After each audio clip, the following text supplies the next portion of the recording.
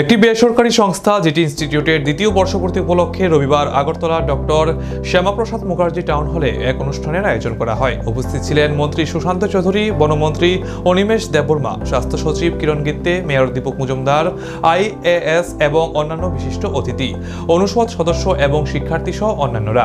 আগামী বছরগুলিতে প্রতিষ্ঠানের অব্যাহত সাফল্য কামনা করেন মন্ত্রী সুশান্ত চৌধুরী। মন্ত্রী সুশান্ত চৌধুরী জিটি ইনস্টিটিউট সম্পর্কে বিস্তারিত বললেন।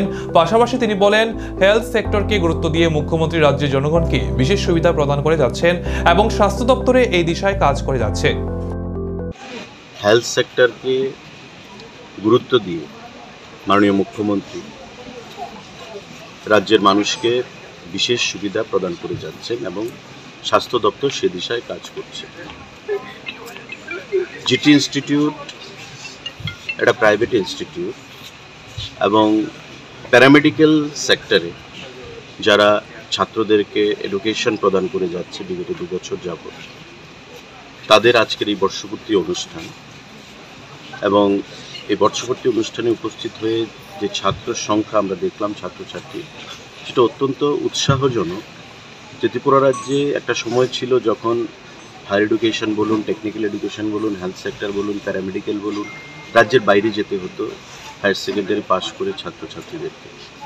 কিন্তু আজকে আমরা সরকার প্রতিষ্ঠিত হওয়ার পর এই সুযোগ সুবিধা ত্রিপুরা রাজ্যের মধ্যেই প্রদান করতে পারছি ছাত্রদেরকে এবং পরবর্তী সময়ে শুধু পড়াশোনার মাধ্যমে নয়, এখান থেকে পড়াশোনা করে পাস আউট হয়ে ছাত্ররা বিভিন্ন বাইরের হসপিটালগুলোতেও তারা নিজের জীবন জীবিকার জন্য সেখানে তাদেরকে বেছে নেওয়া হচ্ছে।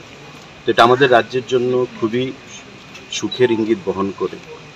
আজকের এই অনুষ্ঠানে যারা আছেন উপস্থিত, অনিমেষ দেববর্মা মাননীয় মন্ত্রী, মেয়র সাহেব আছেন দীপক মজুমদার, হেলথ সেক্রেটারি আছেন কিরণ গিত্তে, এবং তাদের প্রত্যেকেরই একটাই কথা যে স্বাস্থ্য নিয়ে যেমন আমরা কোনো কম্প্রোমাইজ করতে চাই না, তো এটাও মাথায় রাখতে হবে যে টেকনিক্যাল স্টাফ স্বাস্থ্য দপ্তরকে চালনা করার জন্য প্রয়োজন, যেটা এখনও শর্টেজ রয়েছে।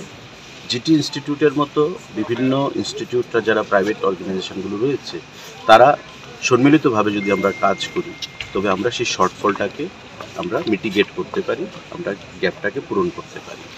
তো এটা আগামী দিনে আমরা আশা রাখবো তারা সে দিশায় কাজ করবে এবং ত্রিপুরা রাজ্যকে স্বাস্থ্যের দিকে, শিক্ষার দিক থেকে একটা উচ্চ স্থানে আমরা নিয়ে যেতে সক্ষম।